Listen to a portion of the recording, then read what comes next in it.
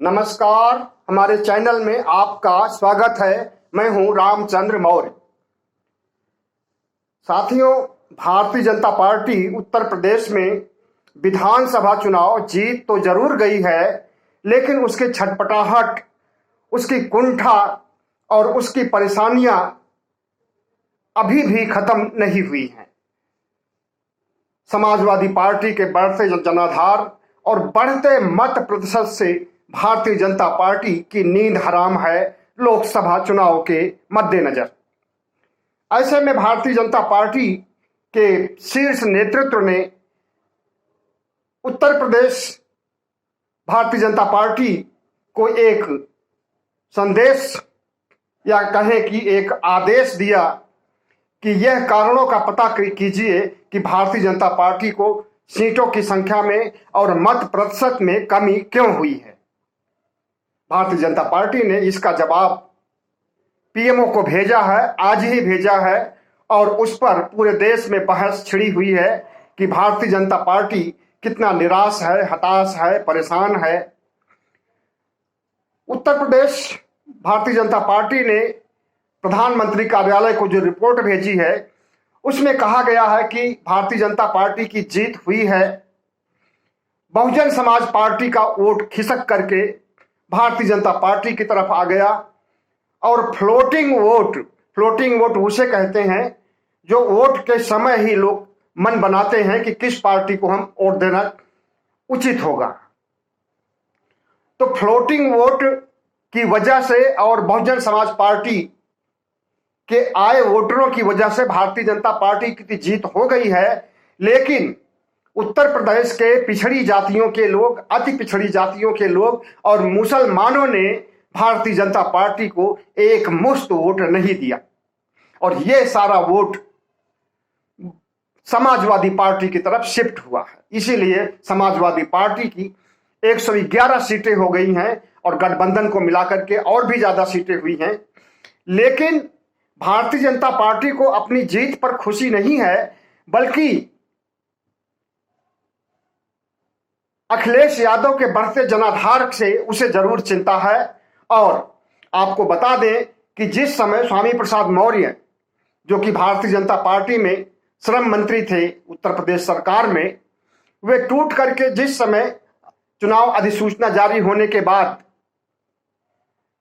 Samajwadi party में शामिल हुए थे, उस समय ऐसा लगा था कि पिछड़ी जातियां, अति पिछड़ी जातियां और मुसलमानों का सारा वोट समाजवादी पार्टी को मिलेगा और समाजवादी पार्टी की अच्छी जीत होगी। भारतीय जनता पार्टी की चिंता काफी हद तक जायज है कि समाजवादी पार्टी को ओबीसी का वोट मिला भी है, लेकिन पूर्वांचल में काफी मात्रा में वोट मिला है, या कहें कि भारी मात्रा में पूर्वांचल में मिला है। पूर्वांचल के अलावा बुंदेलखंड, अवध के क्षेत्र में, या कहें कि पश्चिमी उत्तर प्रदेश में पिछड़ी जातियों के कम वोट मिले हैं, और यही कम वोट मिलने की वजह से समाजवादी पार्टी की हार हुई है। जिस तरह से पूर्वांचल में समाजवादी पार्टी को ओबीसी के वोट मिले थे, राजभर, मौर्य, कुशवाहा, सैनी, पटेल, माली, दांगी, ये सारी ओबीसी जातियां, निषाद, ये सारी ओबीसी जातियां पूर्वांचल में तो समाजवादी पार्टी का साथ दी हैं, भरपूर साथ दी हैं, लेकिन पूर्वांचल के अलावा अवध और बुंदेलखंड और पश्चिमांचल में पूरी तरह से साथ नहीं दी। तो भारतीय जनता पार्टी की चिंता इस हद तक जायज है कि उसे अगर लोकसभा चुनाव जीतना है तो ओबीसी समीकरण को बैठाना होगा। लेकिन समाजवादी पार्टी अगर इसमें टूट फूट नहीं होती है, जिस तरह की टूट फूट डालने के लिए भारतीय जनता पार्टी कोशिश कर रही है और उनके बड़े मुस्लिम नेताओं पर डोरे डाल रही है, अखिलेश यादव के चाचा शिवपाल यादव पर डोरे डाल रही है, अगर इस तरह से भारतीय जनता पार्टी समाजवादी पार्टी को तोड़ने में, पाखंड करने में सफल हो जाती है, तब तो निश्चित रूप से भारतीय जनता पार्टी को इसका लाभ मिलेगा और OBC vote bank Bharatiya Janata party के पक्ष में आ सकता है। लेकिन जरूरी नहीं है कि यह तोड़फोड़ करने की वजह से सारा का सारा OBC vote Bharatiya Janata party को शिफ्ट हो जाए, क्योंकि समाजवादी पार्टी के बाद अगर ओबीसी का कोई ऑप्शन है तो वो भारतीय जनता पार्टी नहीं है, कांग्रेस है। अगर समाजवादी पार्टी कमजोर होती है तो निश्चित रूप से ओबीसी वोट पूरे उत्तर प्रदेश में कांग्रेस की तरफ जाएंगे, भारतीय जनता पार्टी की तरफ नहीं जाएंगे। थोड़ा बहुत फायदा हो सकता है, लेकिन भारतीय जनता पार्टी उत्तर प्रदेश में 80 में 70 सीटें जीत जाए ये नामुमकिन होगा, जैसा कि अभी तक 2 चुनाव में जीते हैं, 2014 में और 2019 में। इसलिए और दूसरी बात यह है कि ओबीसी की नाराजगी का कारण क्या है भारतीय जनता पार्टी से, जग जाहिर है। सबसे बड़ा कारण तो यह है कि ओबीसी की जनगणना नहीं की जाती है और जनगणना में ओबीसी की पहचान छिपी रहती है। उसकी आर्थिक स्थिति कैसी है, उसकी शैक्षिक स्थिति कैसी है, उसका रहन सहन कैसा है, उसकी गरीबी निर्धनता के आंकड़े छिपाए जाते हैं और इसकी मांग आज से नहीं कई सालों से हो रही है। और 2011 के जनगणना में कांग्रेस ने मान भी लिया था और ओबीसी जनगणना की गई थी, लेकिन रिपोर्ट को भारतीय जनता पार्टी ने छिपा लिया, क्योंकि रिपोर्ट आई है 10 साल बाद और उस समय भारतीय जनता पार्टी थी शासन में। तो रिपोर्ट छिपाने की क्या वजह थी? एक तो कारण यह है ओबीसी के नाराज होने का, और दूसरे 2022 की जनगणना में ओबीसी की जनगणना क्यों नहीं की जा रही है, ये दूसरा कारण है।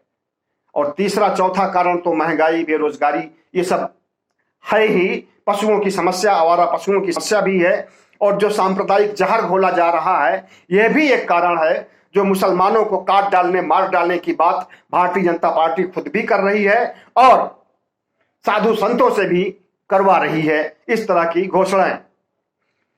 तो भारतीय जनता पार्टी के लिए उत्तर प्रदेश में 2014 और 2019 की तरह कामयाबी हासिल कर पाना 2024 में मुश्किल है, और यही मुश्किल हो सकता है कि ज्यादा भारी पड़ जाए और भारतीय जनता पार्टी की सरकार भी नहीं बन पाए।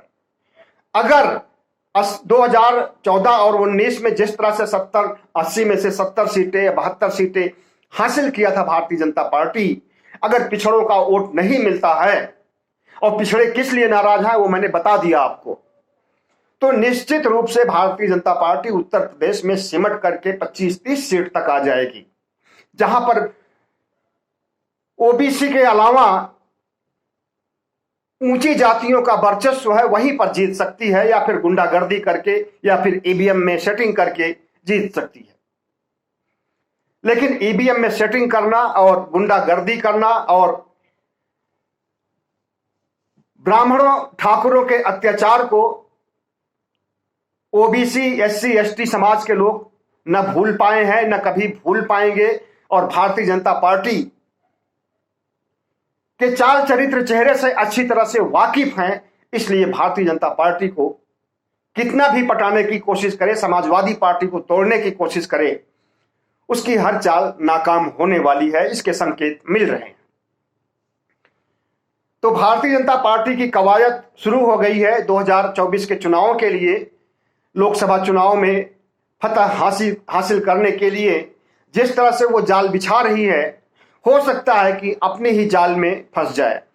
दूसरी तरफ कांग्रेस भी अब वो कांग्रेस नहीं रह गई है जो 2014 में, 2019 में थे। प्रशांत किशोर ने कांग्रेस की कायाकल्प कर दिया है और खुद प्रशांत किशोर कांग्रेस में शामिल हो रहे हैं बतौर महासचिव, और उन्होंने जो रणनीति बनाई है वो कुछ छन छन करके बाहर आई है, और आजकल वे सोनिया के से कुछ ज्यादा ही गुफ्तगू कर रहे हैं, मीटिंगें कर रहे हैं और कांग्रेस को उबारने की कोशिशें कर रहे हैं।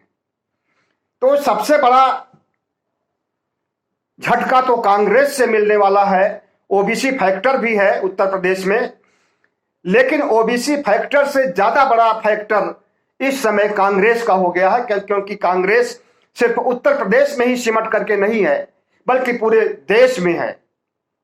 दक्षिण में है, पूर्वोत्तर में है, पश्चिम में, हर जगह कांग्रेस का अस्तित्व था। और अगर प्रशांत किशोर की रणनीति काम आती है, प्रशांत किशोर जो कोशिशें कर रहे हैं और अक्सर उनकी कोशिशें काम आई हैं। कभी कभी ही ऐसा हुआ है कि उनकी रणनीति फेल हुई है, लेकिन हम समझते हैं कि 75% से अधिक सफलता उन्हें मिली है अपनी रणनीतियों के आधार पर पार्टियों को जिताने का। ताजा उदाहरण पश्चिम बंगाल का है, जहां का चुनावी रणनीति की डिजाइन प्रशांत किशोर ने ही किया था, और ये प्रशांत किशोर कभी भारतीय जनता पार्टी में थे। भारतीय जनता पार्टी के जीत के लिए भी रोड मैप तैयार किया था। उसके बाद कांग्रेस में आए, कांग्रेस से और पार्टियों में गए, हर जगह से होते हुए ममता बनर्जी के पास आए और इन्हें भारी जीत दिलाए। और उसके बाद अब इनकी नजर लोकसभा चुनाव पर है, और इन लोकसभा चुनाव में प्रशांत किशोर की जो रणनीति बन रही है,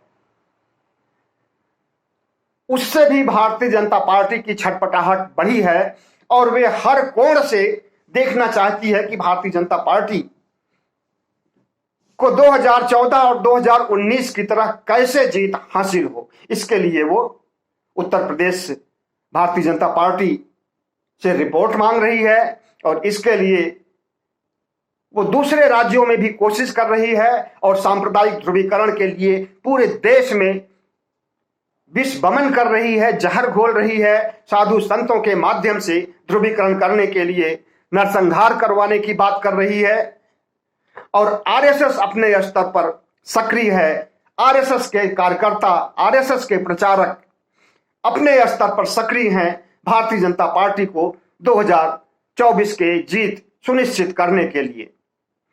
अब देखा यह जाएगा कि उधर कांग्रेस दमखम के साथ चुनाव लड़ने जा रही है और सुनियोजित रणनीति के तहत लड़ाई करने जा रही है चुनावों की, और समाजवादी पार्टी भी ओबीसी वोट के साथ एक सशक्त पार्टी के रूप में है। उसने साबित भी कर दिया है कि विधानसभा चुनाव में ओबीसी का ज्यादातर वोट उसी के पाले में आया है। ऐसे में 2024 को जीतने के लिए अभी के देखते हुए अगर अंदाजा लगाया जाए, अगर 2024 का चुनाव अभी हो जाता है तो निश्चित रूप से भारतीय जनता पार्टी की हार हो सकती है, क्योंकि कांग्रेस की मजबूती और समाजवादी पार्टी को ओबीसी वोट शिफ्ट होना, ओबीसी की नाराजगी, मुसलमानों की नाराजगी, और देश में जो महंगाई का तांडव है और कोरोना की वजह से जो मौतें हुई हैं, तमाम से सारे ऐसे फैक्टर्स हैं जिससे भारतीय जनता पार्टी की हार हो सकती है। और उसी हार को जीत में बदलने के लिए 2 साल पहले यानी 2022 से ही भारतीय जनता पार्टी ने कवायद शुरू कर दी। अब देखना है कि लोकसभा चुनाव में उस समय क्या स्थिति रहती है। इनका जो सांप्रदायिक ध्रुवीकरण का सबसे बड़ा फैक्टर है, ये काम कर पाता है या नहीं कर पाता है। ओबीसी को साधने के लिए ये कौन सा उपाय अपनाते हैं, या हो सकता है कि ओबीसी को साधने के लिए जनगणना की बात भी मान ले। कुछ भी नहीं कहा जा सकता कि भारतीय जनता पार्टी चुनाव जीतने के लिए किस हद तक और कौन सा समझौता कर सकती है, या कौन सा जनविरोधी नीतियां, कानून और नियम बना सकती है, क्योंकि भारतीय जनता पार्टी 24 घंटे चुनाव के मूड में रहती है। और प्रधानमंत्री नरेंद्र मोदी का जितना भी भाषण होता है, जितने भी वक्तव्य होते हैं और जो भी गतिविधियां होती हैं, वो सब चुनावों के मद्देनजर ही होती है।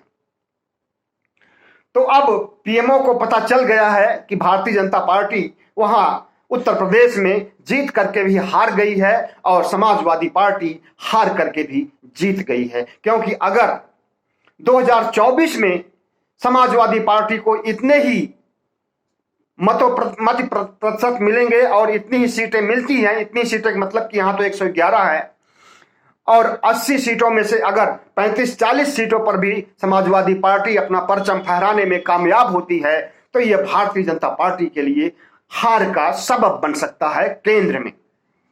और केंद्र की बिसात पर अगर उत्तर प्रदेश को जीत लिया गया है तो इससे बहुत खुश होने की बात नहीं है। और अगर समाजवादी पार्टी अपने कुनबे को बनाए रखती है और कांग्रेस मजबूती से खड़ी होती है, सिर्फ उत्तर प्रदेश में ही नहीं बाकी प्रदेशों में, मध्य प्रदेश, राजस्थान, जो बड़े बड़े राज्य हैं उत्तर भारत के, बिहार, हर जगहों पर अगर कांग्रेस मजबूती से खड़ी होती है तो भारतीय जनता पार्टी 2024 का चुनाव नहीं जीत पाएगी। अभी का विश्लेषण यही है। आगे कैसी स्थितियां होती हैं वो सब आपके सामने प्रस्तुत किया जाएगा। बहुत बहुत धन्यवाद। हमारे चैनल को सब्सक्राइब कीजिएगा, लाइक कीजिएगा और शेयर कीजिएगा। धन्यवाद।